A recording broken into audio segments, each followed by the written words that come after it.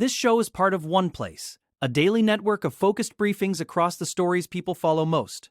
Welcome to today's briefing. We are covering a high-profile security threat in D.C., a digital trail in a Florida murder, and several shocking cold cases that have finally reached a breaking point today. A suspect's manifesto reveals a targeted White House plot. ChatGPT searches allegedly linked to a Florida student's murder. A 2004 Halloween party disappearance reveals a deadly trap. A Massachusetts mother faces charges in a tragic custody battle. Texas authorities investigate a mother for disturbing a grave. A sidewalk dispute in San Francisco turns into murder. Suitcase remains from 1998 lead to a son's confession. A true crime podcast helps solve a 1982 murder. First, the D.C. investigation. The investigation into the White House Correspondents Dinner security breach has taken a chilling turn with the discovery of a manifesto written by the suspect, 31-year-old Cole Allen. CBS News obtained a copy of this document, which Allen reportedly emailed to his family just before the event. In the writing, Allen explicitly stated his intention to target Trump administration officials, noting that he had prioritized them from the highest ranking to the lowest. He specifically mentioned that he didn't want the alleged crimes of the administration to coat his hands. Interestingly, he made one exception to his hit list, stating he would not target the FBI director, Mr. Patel. The tone of the email was described as matter-of-fact and even ironic at times, with Allen apologizing to his parents for lying about a job interview and to his students for claiming he had a personal emergency before the attack. The details of the actual encounter are just as harrowing. Allen allegedly charged a security checkpoint outside the Washington Hilton, armed with a shotgun, a handgun, and several knives. While he claimed in his manifesto that law enforcement and hotel guests weren't his primary targets, he admitted he would attack them if they stood in his way, even expressing a cold hope that it wouldn't come to that. His brother was actually the one who alerted police after receiving the alarming email, but by then, the chaos had already begun. Acting Attorney General Todd Blanche confirmed that President Trump and other officials were quickly evacuated, leading to the event's cancellation. Investigators also found additional writings in Allen's California home and his 10th-floor hotel room. A Secret Service officer was shot during the struggle, but was saved by a bulletproof vest, a piece of equipment Allen ironically hoped the officers would be wearing. Now to Florida's search. In a heartbreaking development in Tampa Bay, authorities have discovered human remains during the search for Nahida Bristi, a missing University of South Florida doctoral student. While the remains found in Pinellas County haven't been officially identified yet, they were located near the Howard Franklin Bridge, the same general area where the body of another student, Zamil Limon, was found just days ago. The details emerging from court documents are truly disturbing, particularly regarding the suspect, 26-year-old Hisham Abu Garbieh. Prosecutors allege that Abu Garbieh used ChatGPT to research how to dispose of a body in the days leading up to the disappearances. On April 13, he reportedly asked the AI what would happen if someone was put in a black garbage bag and thrown in a dumpster. When the chatbot warned him that it sounded dangerous, he allegedly followed up by asking how authorities would find out, showing a calculated level of premeditation. The digital trail didn't stop there. Documents show that on April 15, just one day before the students vanished, the suspect asked the AI if a car's VIN number could be changed and whether one could keep a gun at home without a license. Perhaps most incriminating is the data from the night of April 17, when he allegedly asked if cars are checked at a nearby state park. That same night, his phone pinged at the exact location on the bridge where Limon's remains were eventually found inside black utility trash bags. Limon's autopsy revealed numerous stab wounds, and investigators believe Bristi was disposed of in a similar fashion. Abu Garbieh, who was Limon's roommate, is now facing 2 counts of premeditated first-degree murder. This case highlights a terrifying intersection of technology and violent crime, as investigators use search histories to piece together the final moments of these 2 promising young students. Next, an Oregon mystery. The 2004 disappearance of 21-year-old Nicole Hutchings in Bend, Oregon, is being revisited in a new spotlight, revealing a cold-blooded betrayal by people she trusted. Nicole was a vibrant young woman planning to join the Marine Corps, but she vanished after telling her family she was heading to a Halloween party. For years, her family was left in the dark even though her mother had seen her get into a car with friends that night. The investigation initially hit a wall because the people hosting the party, including a family friend named Loren Allen Bowers, insisted to detectives that Nicole had never even shown up. Bowers had been so close to the family that he'd regularly come over for dinner and help Nicole's father with chores. This level of familiarity allowed the suspects to hide in plain sight for years while the Hutchings family suffered without any answers or closure. It took years and the emergence of an unexpected witness to finally break the case wide open. Detectives eventually uncovered that the party wasn't just a social gathering, but a calculated trap designed to take Nicole's life. The deception was layered. Bowers, his girlfriend, and his roommate Craig Allen Whiting all maintained a wall of silence, leading police to believe Nicole might have simply left town voluntarily since she was an adult. However, the fact that she left her wallet and purse behind always signaled foul play to her parents. The case, now featured on Oxygen's A Plan to Kill, serves as a grim reminder of how long a conspiracy of silence can last. The betrayal by a family friend who had sat at their dinner table made the eventual discovery of the murder plot even more devastating for the community and the family who had spent years searching for her. Moving to Massachusetts now. A tragic scene unfolded in the quiet town of Wellesley, Massachusetts, where two young children were found dead inside their home following a wellness check. The mother, 49-year-old Jeanette McAusland, has been charged with 2 counts of murder in the deaths of her children, 6-year-old Ella and 7-year-old Kai. The children were described by a former babysitter as being full of life and laughter, and neighbors were shocked, having always seen the family as kind and cheerful.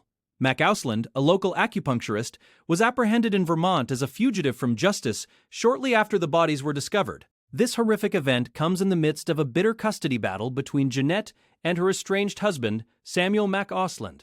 The couple had been in divorce proceedings since October, and the court had just recently appointed a guardian ad litem to protect the children's best interests as the legal fight intensified. The timeline of the legal battle suggests a rapidly deteriorating situation at home. Samuel had initially filed for divorce, which was met with a counterclaim from Jeanette in November. The appointment of a legal representative for the children just last week indicates that the court recognized the high conflict nature of the separation. When police arrived at the home on Edgemore Avenue late Friday night, they were responding to a call for a well-being check, though it remains unclear who initiated that call. The loss has devastated the community, especially given the ages of the victims and the seemingly normal exterior the family maintained. McAusland is expected to be extradited back to Massachusetts to face the murder charges. As the investigation continues, the focus remains on the tragic intersection of a domestic dispute and the ultimate failure to protect 2 young lives during a volatile transition for the family. Now to East Texas. In a deeply disturbing case out of Angelina County, Texas, a 33-year-old woman named Tamisha Shaney Strake is facing felony charges after allegedly digging up the grave of her own infant daughter. The investigation began when deputies responded to reports of a disturbed grave at Davis Memorial Gardens. They found that the grave of a newborn who had passed away shortly after birth in February had been completely unearthed. The container and the child's remains were missing from the site. When questioned by authorities, Drake reportedly admitted to the act and led investigators to an unoccupied residence. There, in the driveway, they found the container with the baby's remains inside. It is a case that has left the local community in shock, as the motives behind such a desperate and macabre act remain unclear, though the legal consequences are already beginning to take shape for the grieving mother. Drake is currently being held in the Angelina County Jail on a charge of felony abuse of a corpse. In Texas, this is classified as a state jail felony, which is the lowest level of felony, but still carries a potential sentence of up to 2 years in prison. The emotional weight of the case is heavy, considering the child had only been buried for a few months before the incident. While the legal system focuses on the desecration of the grave, the story points to a much deeper, perhaps psychological struggle following the loss of a child. No information regarding a future court date or a specific motive has been released yet, but the sheriff's office confirmed that the remains were recovered and the site has been secured. For now, Drake remains in custody as the state moves forward with the prosecution of this rare and unsettling felony charge. Next, San Francisco violence. A mundane sidewalk dispute in San Francisco escalated into a fatal encounter when a Mercedes-Benz driver allegedly murdered a 74-year-old woman. The victim, Danielle Spillman, was walking near a gas station when she encountered 31-year-old Valentino Amel, who was partially blocking the sidewalk with his luxury sedan. According to prosecutors, the two exchanged words as Spillman tried to navigate around the vehicle. Surveillance footage shows Spillman walking in front of the car, and at some point, she allegedly spilled water from a bottle onto the hood of Amel's Mercedes. The reaction was immediate and violent. Amel allegedly accelerated directly into the elderly woman, knocking her onto the hood and windshield. He continued driving for several feet before decelerating, causing her to slide off and land directly in front of the car. Then, in a final horrific act, he allegedly drove over her body and fled the scene. What makes this case even more shocking is that Emil's wife and 2 children were reportedly in the car during the entire incident. Despite the presence of his family, Emil did not stop to render aid, and Spillman was pronounced dead at the scene just minutes later. Emil was later arrested without incident, but the legal battle is already heating up. His wife has publicly defended him, claiming he is not a villain, but the district attorney's office is painting a picture of extreme road rage and a total disregard for human life. The fact that a simple interaction over a blocked sidewalk and a splash of water could lead to a fatal hit-and-run has sparked outrage in the city. Emil now faces murder charges for a reaction that prosecutors say was a wildly disproportionate response to a minor verbal confrontation with a vulnerable pedestrian. Shifting to an Ohio cold case. A gruesome mystery that began in 1998 has finally been solved in Tuscarawas County, Ohio, involving a son who dismembered his father and hid the remains in suitcases. The case started when a group of children playing in the woods found a suitcase containing male body parts along a rural road. A week later, a second suitcase was found 15 miles away. For decades, the victim remained unidentified until advanced DNA testing in 2023 led investigators to 81-year-old Larry Drotleff. When interviewed, Drotleff admitted that he found his father, Lawrence A. Drotleff, dead in their shared home.